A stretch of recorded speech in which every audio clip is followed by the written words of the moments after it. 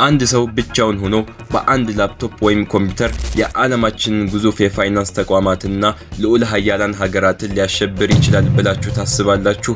ያለምንም ጦር መሳሪያ ያለምንም ወታደር በአንድ ክፍል ውስጥ ተቀምጦ የቢሊዮን ዶላሮችን ስርቆት የፈጸመው ይህ ወጣት በቁጥጥር ስር በዋለበት ወቅት ፊቱ ላይ ይነበብ የነበረው ያ ሚስጥራዊ ፈገግታ ዓለምን ጉድ አሰኝቷል። ፈገግተኛው ሀከር እየተባለ የሚስጥራዊው አልጄሪያ ሐምዛ ቢን ደላጅ አሜሪካን ክፉኛ ያስጨነቀ ባንኮችን ያንቀጠቀጠና በሚሊዮኖች ዘንድ እንደ ጀግና የሚቆጠር በሌሎች ዘንድ ደግሞ እንደ አደገኛ ወንጀለኛ የሚታይ እንቆቅልሽ ነው። ዛሬ በዚህ ልዩ ዘገባችን ከኮምፒውተር ጥገና እስከ 3.4 ቢሊዮን ዶላር ስርቆት፣ ከታይላንድ አይሮፕላን ማረፊያ እስራት እስከ አሜሪካ እስር ቤት የደረሰውን እጅግ አስገራሚ የሆነው የሐምዛ ቢን ደላጅ ታሪክ በዝርዝር እንመለከታለን። ታሪኩ የሚጀምረው እንደ አውሮፓውያን አቆጣጠር በ1988 በአልጄሪያ በምትገኘው ቲዚ አውዙ ከተማ ነው። በዚያን ወቅት የተወለደው ሐምዛ ገና በልጅነቱ ከእኩዮቹ የተለየ ተሰጥኦ እንደነበረው ይነገራል። ሌሎች ልጆች በየሜዳው ኳስ ሲጫወቱ፣ ሐምዛ ግን ቤቱ ውስጥ የተበላሹ ሬዲዮዎችን፣ ቴሌቪዥኖችን እና ኤሌክትሮኒክስ እቃዎችን መፈታታትና መጠገን ያስደስተው ነበር። ይህ ጥልቅ ጉጉቱና የማወቅ ፍላጎቱ ወደፊት ለዓለም ስጋት ለሚሆነው የቴክኖሎጂ ዕውቀት መሰረት ጥሏል።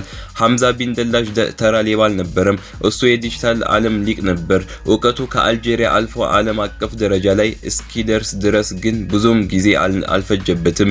ይህ ታሪክ ለምን ያስፈልገናል? ምክንያቱም ይህ ታሪክ ስለ ቴክኖሎጂ ብቻ አይደለም፣ ስለ ስነ ልቦና፣ ስለ ስልጣንና ስለ ፍትህ ፍለጋ እና በሰው ልጅ ውስጥ ስላለው ጥልቅ የቅራኔ ስሜት የሚተርክ ነው። በሚቀጥሉት ደቂቃዎች ሐምዛ እንዴት የዓለም አቀፍን የፖሊስ ተቋም ኢንተርፖልን ለዓመታት ማሳደድ እንደቻለ፣ ለምንስ በቁጥጥር ስር በዋለበት ወቅት በዓለም ላይ እንደዚያ በኩራት ፈገግ ሊል እንደቻለ አንድ በአንድ እንፈተዋለን። ተዘጋጁ፣ ምክንያቱም ይህ ታሪክ በእውነትም ከፊልም በላይ ነው። ሐምዛ ቢን ደላጅ ወደ ኮምፒውተር ሳይንስ ዓለም የገባው እንደ አውሮፓውያን አቆጣጠር በ2006 የዩኒቨርሲቲ ሲቀላቀል ነበር።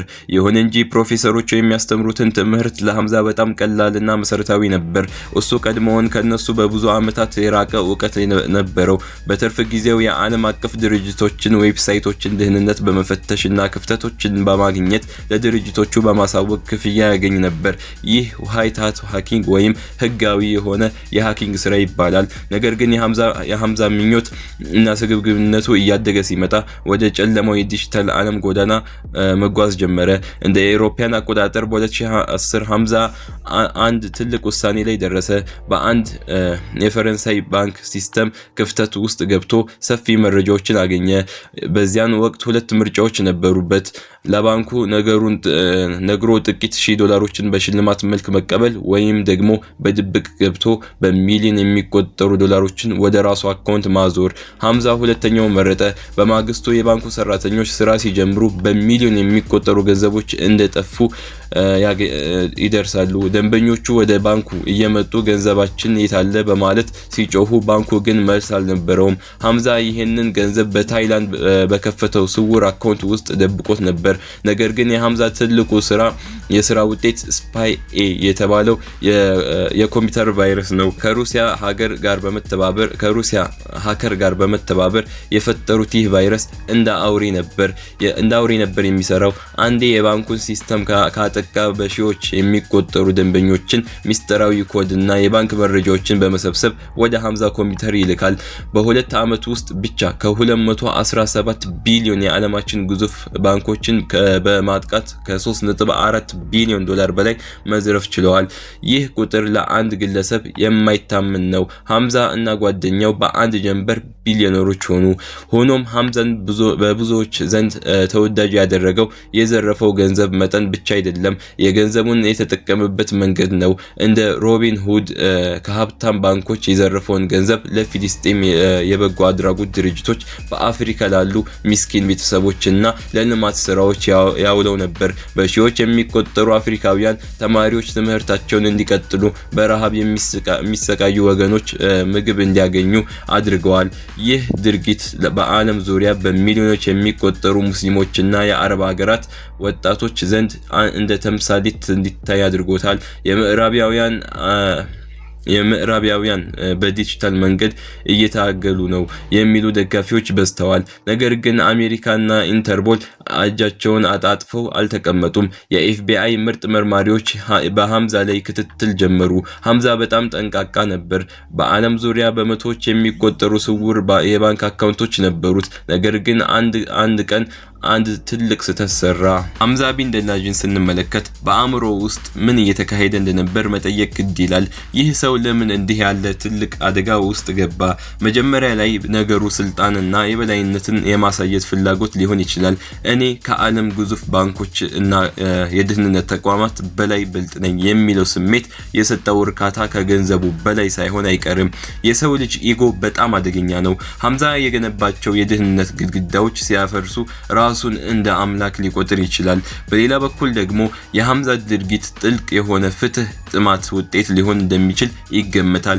በድህነት ያደገ ልጅ ሀብታም ሀገራት ደካሞችን ሲበዘብዙ እያየ የራሱን የፍትህ መለኪያ ፈጥሮ ሊሆን ይችላል። የነሱ ገንዘብ ለድሆች ይገባል የሚለው እምነቱ የሚያደርገውን ወንጀል በራሱ ህሊና ውስጥ ትክክለኛ እንዲመስል አድርጎታል። ይህ ማጭበርበር ሳይሆን ዲጂታል አብዮት ነው ብሎ ያምን ነበር።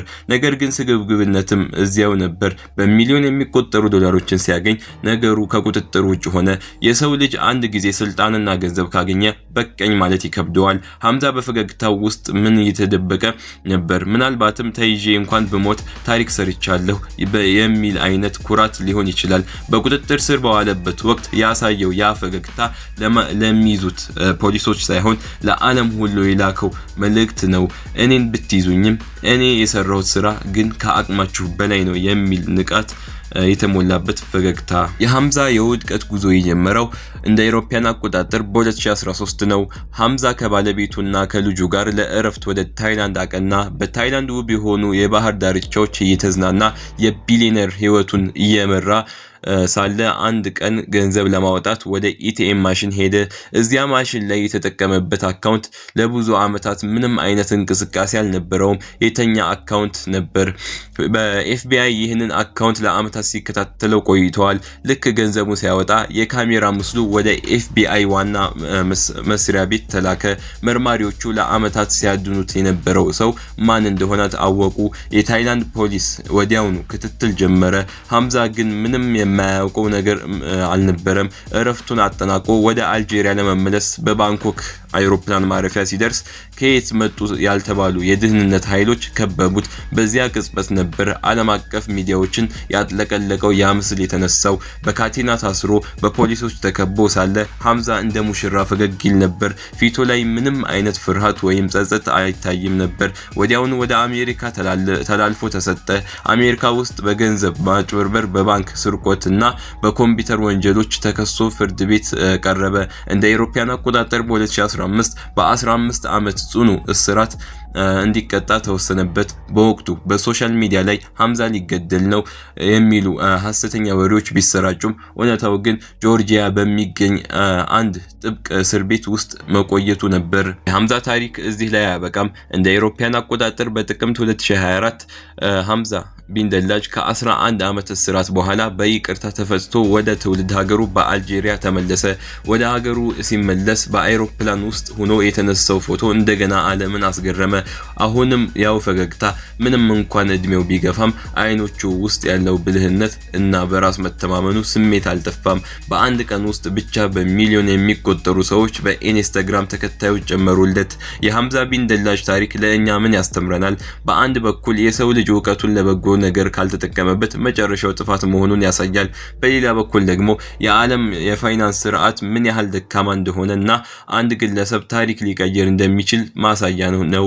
ሐምዛ ወንጀለኛ ነው ወይስ ጀግና? ይህ ጥያቄ እስከ ዛሬ ድረስ ሰዎችን ለሁለት ይከፍላል። ለተዘረፉት ባንኮች እሱ አደገኛ ሌባ ነው፣ ከገንዘቡ ለደረሳቸው ድሆች ግን እሱ ካለምንም ጥርጥር መልአክ ነው።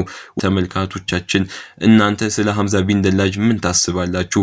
እውቀቱን ለበጎ ተግባር ተጠቅሞበታል ወይስ የፈጸመው ስርቆት በማንኛውም ሁኔታ ሊወገዝ ይገባዋል? ይህ የዲጂታሉ ዓለም ሮቢን ሁድ ወደፊት ምን ሊሰራ እንደሚችል ብላችሁ ትገምታላችሁ? ምናልባትም አሁንም መንግስታት ዕውቀቱን ለደህንነታቸው እንዲጠቀሙበት ሊጋብዙት ይችላሉ። ሐሳባችሁን በኮሜንት መስጫው ላይ አካፍሉን። ቪዲዮን ከወደዳችሁት ላይክ ማድረጋችሁን እና ለጓደኞቻችሁ ማጋራታችሁን አትርሱ። በሚቀጥለው ቪዲዮ በሌላ አስገራሚ ታሪክ እስክንገናኝ ደህና ሰንብቱ።